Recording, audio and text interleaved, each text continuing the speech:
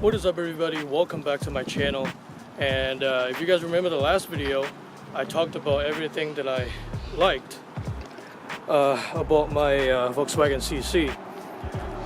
And this video, I'm just gonna focus on everything that I don't like about this CC. And by the way, if you want to check out the last video, the link will be in the description down below. And so yeah, let's get right into it. 5 things that I dislike about my Volkswagen CC. And let's start off right here. Number 1, the attention to details, right? And I mean, this is not a big deal, but I remember one day when I was filling up gas, I saw this.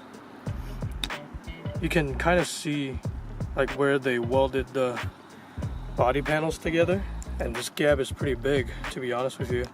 Is that a big deal? Not really, but I just wish that Volkswagen paid attention to some of these details.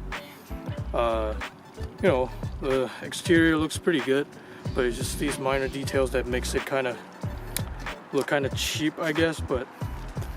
And on the other side, for some reason, is absolutely perfect. You can see that welding point. So yeah, that's you know, some of you might say that I'm picky, but it's just one of those things. And number 2, let's get inside, is the interior build quality. And on the last video, I talked about how I like this interior. I mean, it looks pretty good, but when you start pushing around, everything kind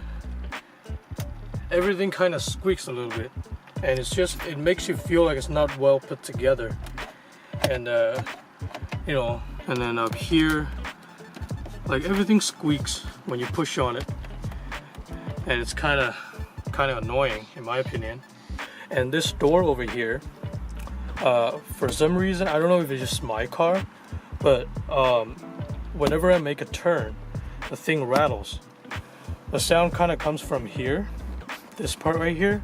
Every time I make a turn, it doesn't matter whether it's in the parking lot or an intersection, every time I make a turn, the thing rattles. And it just annoys the crap out of my butthole.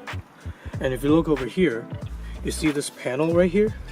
I'm gonna get down here for you guys, but hopefully you can see it. But look what happens here when I push on the window switches. Look, the thing comes up. Like, look at that. I have to push it down every time I close up the windows. And it's just the whole interior does not scream quality to me. Yes, it looks good, it's easy to use, but it's just not that well put together. And since we're talking about doors, let's talk about number 3, and that's how the door sounds when I close it. Listen to it. To be completely honest, it sounds a little bit cheap. Alright? Every time I close it, it sounds like it's gonna fall apart. And it's just, listen to it. You know, when you buy a German car like this, you expect some better quality out of this. And it's just not there.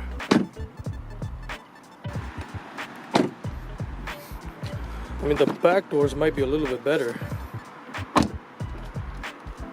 but one thing I just noticed, when you close the door, the glass kind of rattles. Yeah, it's just not the most quality. Number 4 is visibility. I mean, this car is like a sedan coupe kind of thing, where it's like it has 4 doors, but they don't have frames, and it's kind of like a coupe design. And well, let me show you guys from the outside here. As you can see, the whole car is pretty low, and the roof is curved along the edges, and the back glass is on a very steep angle. So when you get in here and you kind of look at the back, the whole thing is pretty small.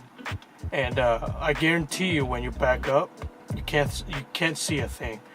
And luckily we have some backup cameras, but you know, if you want to look back and back up, it's probably not gonna work the best for me, at least. So every time I back out, I had to use the backup camera, otherwise I'm probably gonna bump into things. But when you look over his shoulder, it's not bad. The side visibility is not bad. It's just the rear. It's pretty much, it's pretty bad. Last but not least, number 5, and that is how this car handles. And you know, I understand that this car is made for comfort, but the suspension is just way too soft. Like if you want to have a little fun on this car, it's not really gonna do it. The suspension is just way too soft. When you go around corners, the body roll is pretty major. It's just not a sporty car. And I just wish that I had a little button that I could push to put this car in sport mode for the suspension setting. And you know, there is a sport mode on the gearbox, but that does nothing to the suspension. It just holds the gear longer, and you know, the throttle responds a little bit quicker, but that's all it does. And you know, the power delivering is not bad on this car. You know, there's a little bit of turbo lag, but when it does spool, it goes it goes. So the only problem is just how this car handles around corners. But with that being said, I do want to kind of modify this car so it can handle a little bit better. So stay tuned for that. I'm not sure when I'm going to do it just yet, but just know that you know, I might lower this car. And you know, it kind of defeats the purpose of this car, but I mean, I just want to have fun, you know. Alright, so that's gonna do it for this video. You know, despite all the bad things that I said about this car, I still love it. You know, it's my daily driver. I bought it for a reason. It's still a really nice car, and I think if you are in the used car market, you know, if you want a car that's comfortable, gets really good fuel economy, and you want it to look better than a normal sedan, this car should definitely be on your top 5 list. Hope you guys enjoyed this video. If you did, please give it a thumbs up down below. Subscribe if you want to see more content like this. Thank you guys very much for watching, and I'll see you guys in the next one. Peace.